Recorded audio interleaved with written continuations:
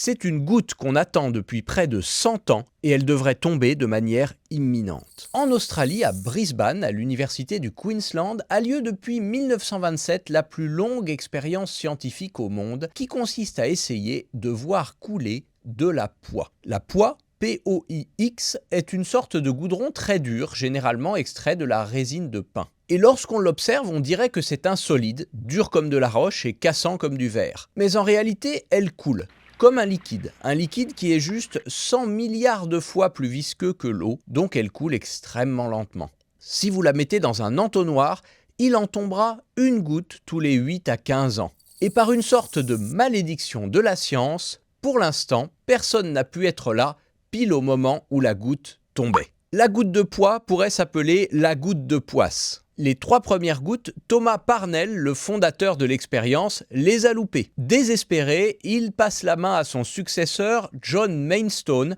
qui a surveillé l'expérience pendant 52 ans et à chaque fois la goutte s'est arrangée pour tomber quand il ne regardait pas. En 1979, lorsque la goutte est quasiment prête à tomber, John la surveille tout le vendredi, tout le samedi, tout le dimanche soir. Épuisé, il rentre chez lui dormir quelques heures et là, la goutte tombe.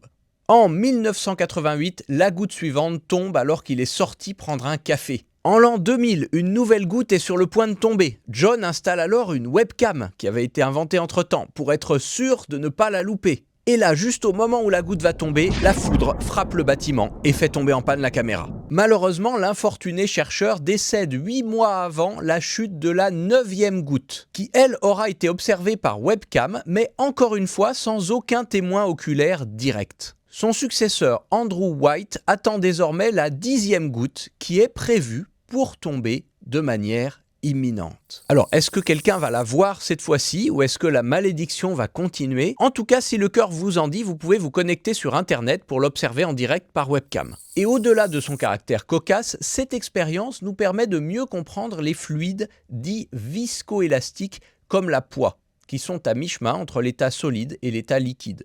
C'est en fait le cas de beaucoup de matériaux, par exemple le verre, qui s'écoule mais très lentement, et ce comportement est encore un mystère pour la physique. Personne ne sait pourquoi le verre est solide et liquide à la fois, mais oui, il faut l'imaginer, mais nos vitres coulent très lentement. La science souhaite donc à cette poix d'accélérer un peu pour arrêter de nous révéler ses secrets au compte-gouttes.